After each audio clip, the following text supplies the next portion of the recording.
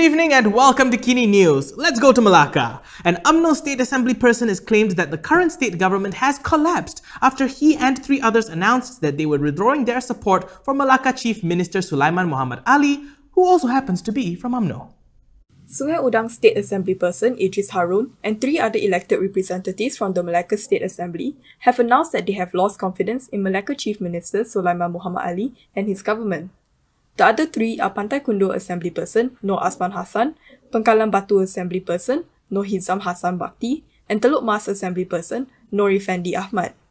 Kami telah pun hilang kepercayaan kepada Yang Amat Berhormat Datuk Seri Sulaiman Muhammad Ali selaku Ketua Menteri dan seluruh barisan kepimpinan kerajaan pada hari ini.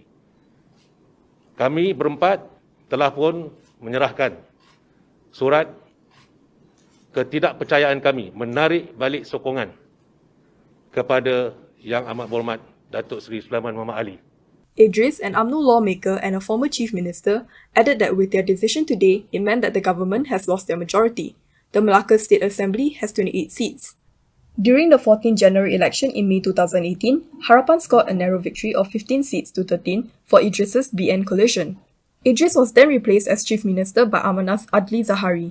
However, following the Sheraton move in March 2020, 2 Bersatu reps and 1 each from PKR and DAP switched allegiance, which led to Sulaiman commanding majority support and being sworn in as Chief Minister. So what is Pakatan Harapans stand on this? They also had a press conference today where the 4 state reps were in attendance. Malacca Pakatan Harapan Chief Ahmad Zahid had a press conference today following the news that 4 state assembly persons had withdrawn their support for Chief Minister Sulaiman Muhammad Ali. Saya mewakili 11 ahli Dewan Undangan Negeri Pakatan Harapan dan Datuk Seri Utama Engineer Idris bin Harun mewakili 4 adun berhasrat untuk mengadakan pertemuan dengan Tuan Yang Terutama Yang di-Pertua Negeri Melaka bagi membincangkan tentang usaha yang boleh diambil bagi memastikan kestabilan politik negeri dan kesinambungan pentadbiran kerajaan akan dapat diteruskan. Earlier today, Sungai Udang Assembly person Idris Harun, together with 3 others, announced a decision to withdraw support for Sulaiman. Idris, a former Malacca Chief Minister from UMNO, had also claimed that the current state government had collapsed. According to Atli, the opposition wanted to meet the governor to find a solution to the problem. When asked on who the Chief Minister candidate from Harapan would be, Atli said that it was up to the governor to decide. He said the focus was on ensuring a stable government in the state and country. There are 28 seats in the Malacca State Assembly. With the 4 withdrawal of support, Sulaiman only has support from 13 assembly persons. UMNO President Ahmad Zahid Hamidi also commented on the situation while debating the 12th Malaysia Plan in Parliament. He called for snap polls to return the mandate to the people. UMNO President Ahmad Zahid Hamidi wants state elections for Malacca to return the mandate to the people. This comes after 4 Malacca State Assembly persons announced they were withdrawing their support for Chief Minister Sulaiman Muhammad Ali, who is from UMNO. Saya tidak mengapa kehilangan kerajaan negeri yang dikuasai oleh parti saya, tetapi tunggulah. Saya fikir elok adakan pilihan raya negeri yang baru supaya Dewan Undangan Negeri Melaka dibubarkan dan kita beri mandat semula pada rakyat untuk rakyat memilih manakah kerajaan yang terbaik untuk mentadbirkan negeri itu akan dan juga negara kita, insyaAllah. UMNO's Sungai Wang Assembly person Idris Harun claimed in a press conference that the current state government had collapsed after he and 3 others announced they were withdrawing their support for Sulaiman. Idris said he had already sent a letter to the Chief Minister on the decision to withdraw support and was ready for any disciplinary action from their party. Meanwhile, in a press conference later, Malacca UMNO said that they will leave the fate of the government to the governor.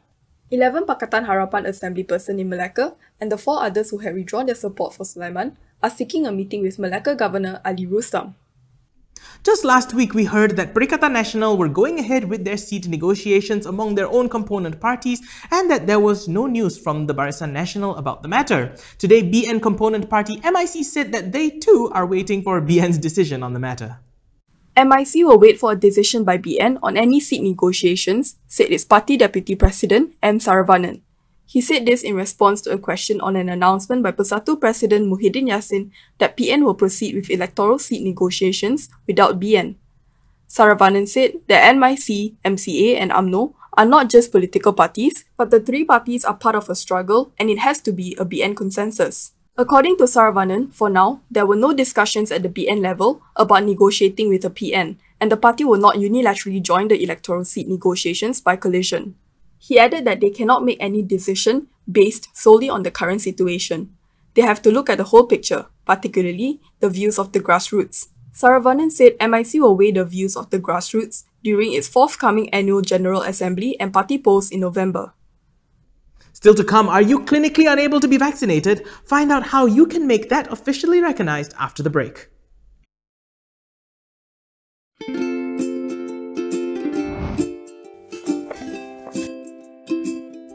Shellfish, red meat, and beer. If you love indulging in these foods, you may end up with high uric acid level in your blood. These foods consist high level of purine, a substance that will eventually break down into uric acid and be excreted through our urine. It is recommended that the amount of dietary purines should be kept between 600 to 1000 milligrams per day. Having too much uric acid in your blood can cause attacks of gout. It can also cause kidney stones and blockage in the kidney. The crystallization of the excessive uric acid in your blood can be eased by reducing purine-rich food to only 100 to 150 milligrams daily, maintaining a healthy lifestyle, and consuming urinary alkalinizer like Ural. It consists of sodium bicarbonate, citric acid, and sodium citrate that increases the urinary pH and solubility of uric acid to prevent crystallization. Best of all, it's lemon-flavored and sugar-free. Ural, effective urinary alkalinizer. Neutralize your uric acid problem now.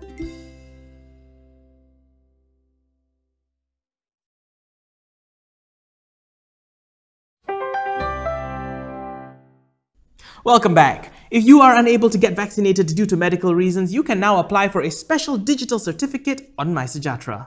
Individuals who cannot get vaccinated due to medical reasons, such as allergies, can apply for a vaccination digital certificate on MySejahtera. Health Minister Khairy Jamaluddin said the individuals will need to submit a form and confirmation from their doctor to the nearest district health office. He said this in a reply to a question from Ketua Belud MP Isna Raisa Munira Majlis, who asked how those who cannot be vaccinated can move around now as restrictions are being eased. He added that if it is confirmed, the individual cannot take any type of COVID-19 vaccine for medical reasons, the individual must adhere to the SOPs more strictly. Individu tersebut perlu mematuhi SOP dengan lebih ketat secara kendiri seperti memakai pelitup muka, memastikan penjarakan fizikal kerap, mencuci tangan dan lain-lain disebabkan individu tersebut lebih berisiko untuk mendapatkan jangkitan COVID-19. Khairy added that those who can make evaluations for the individuals are private hospital personnel, medical professionals in the absence of a doctor at a government hospital, or family doctors at government clinics. If the application is complete and they meet the conditions set, the application for the digital certificate will be approved through MySejahtera within the week. Health Minister Khairy Jamaluddin bade farewell to the World Trade Center Kuala Lumpur Vaccination Center last night as it closed its doors as a PPV for the last time. The World Trade Center Kuala Lumpur Vaccination Center, or WTC KL PPV, officially closed its doors yesterday night after 150 days of operation. Health Minister Khairy Jamaluddin said the government will start to close PPVs when they are satisfied that an area has achieved a good coverage of people who are fully vaccinated. In a press conference after observing the final day of operations for the WTC KL PPV yesterday night, he said large PPVs, such as this one, have achieved the objective and there was no need for them to continue as it involves costs and so on. Describing the vaccination center as the crown jewel of PPVs, he said it has administered the most COVID-19 vaccine doses in the country, doling out 18,000 doses a day at its peak, and has been in operation since May 5th. He added that he would discuss with the Health Ministry and Ministry of Science, Technology and Innovation about some PPVs which are still open for those who have been left out as well as foreigners. According to Khairy, some PPVs are still being open for adolescent vaccinations. However, he noted that adolescent vaccinations has taken place in schools. Meanwhile, for booster shots in the future, he said they will be administered at both private and government clinics. Things are looking a little better as we hit a 3-month low on new COVID-19 cases in Malaysia. So let's take a look at the numbers for today. New COVID-19 cases in Malaysia continue to decline today, with 8,075 new cases recorded. This is the lowest number of new infections recorded since July 7, where 7,097 cases were reported. Sarawak and Kelantan are the two states with more than 1,000 new cases, while Selangor and KL combined now have less than 1,000 new cases. Sarawak recorded the highest number of new infections with 1,189 cases and Kelantan with 1,020 new cases. This was followed by Penang with 853 new cases, Johor with 781 cases, and Selangor with 686. The Health Ministry's GitHub data repository reported 118 COVID-19 fatalities yesterday. From the newly reported deaths yesterday, 22.9% or 27 died before they could receive treatment at a hospital. Perak recorded the highest number of new deaths at 26. Meanwhile, around 20.5 million individuals, or 87.6%, of the adult population in the country have completed their COVID-19 vaccinations as of yesterday. Interstate travel, which many Malaysians have been waiting for, is on the horizon following the increase in the COVID-19 vaccination rate of the adult population in the country. Prime Minister Ismail Sabri Yaakob has reiterated that interstate travel will be allowed once the vaccination rate reaches 90% for adults in the country. He said he understood the feelings of people who wanted to return to their hometowns to visit their parents, and that good news will be immediately announced as soon as the target is met. In an exclusive interview aired on local television stations yesterday night, the Prime Minister explained that the move to increase the adult vaccination rate from 80% to 90% before allowing unrestricted interstate travel was aimed at ensuring that no state was left behind once it was announced. He said there were still states where the percentage was lower when others had reached 80%.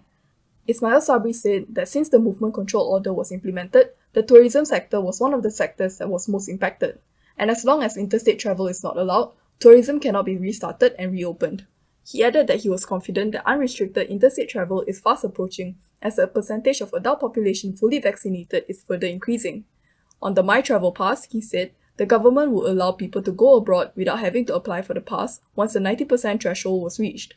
As of yesterday, 87.6% of the adult population has been fully vaccinated. That's all we have for KiniNews this evening. For more stories, go to KiniTV.com. Don't forget to follow us on social media on Instagram, Twitter, YouTube, and Facebook to get the latest headlines as well. If you'd like to support the independent media, please do consider a subscription to MalaysiaKini.com. When you're going out, don't forget your mask. And when you can, still, I know it's almost time to let this new normal begin, but try to stay home. I'm Daniel Anthony. Thank you for watching. And as always, stay safe, Malaysia.